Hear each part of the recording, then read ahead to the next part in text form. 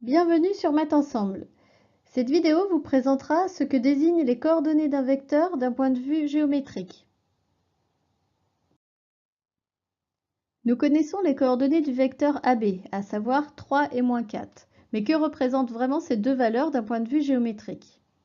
Pour l'instant, nous savons que 3 désigne l'abscisse du vecteur AB et qu'il représente un déplacement horizontal. Moins 4, lui, représente l'ordonnée du vecteur AB et représente également un déplacement vertical. À partir du point A, situé à droite de votre écran, nous allons représenter l'axe horizontal. Sur cet axe, nous nous déplacerons de 3 unités dans le sens positif, puisque 3 est un nombre positif. Un trait vert apparaît à chaque unité.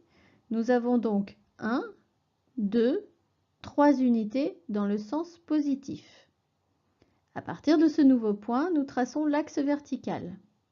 Sur cet axe, nous nous déplacerons de 4 unités dans le sens négatif, puisque moins 4 est un nombre négatif. Un trait rouge apparaît à chaque unité, 1, 2, 3, 4 unités dans le sens négatif.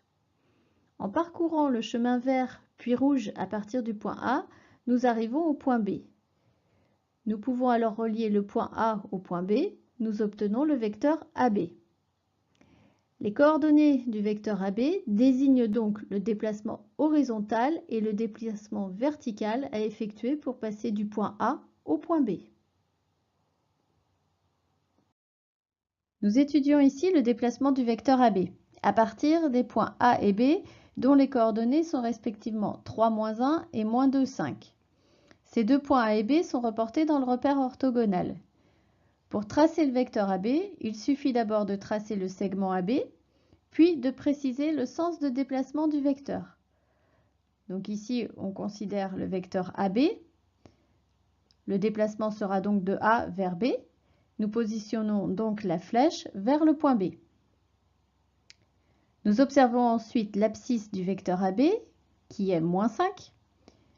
Cela signifie qu'à partir du point A, il faut effectuer un déplacement horizontal de 5 unités dans le sens négatif, puisque moins 5 est une valeur négative. Donc ici, 5 unités dans le sens négatif. Nous observons ensuite l'ordonnée du vecteur AB. Sa valeur est 6. Il faut donc, à partir du point précédemment obtenu, effectuer un déplacement vertical de 6 unités dans le sens positif, puisque 6 est une valeur positive. Donc il faut bien respecter les graduations de l'axe des ordonnées pour ce déplacement de 6 unités en valeur positive. Le vecteur AB a donc pour coordonnées moins 5, 6, ce qui signifie que pour passer du point A au point B, il faut effectuer successivement un déplacement de 5 unités dans le sens négatif à l'horizontale et un déplacement de 6 unités dans le sens positif à la verticale. À vous de vous entraîner maintenant et à bientôt sur Math Ensemble.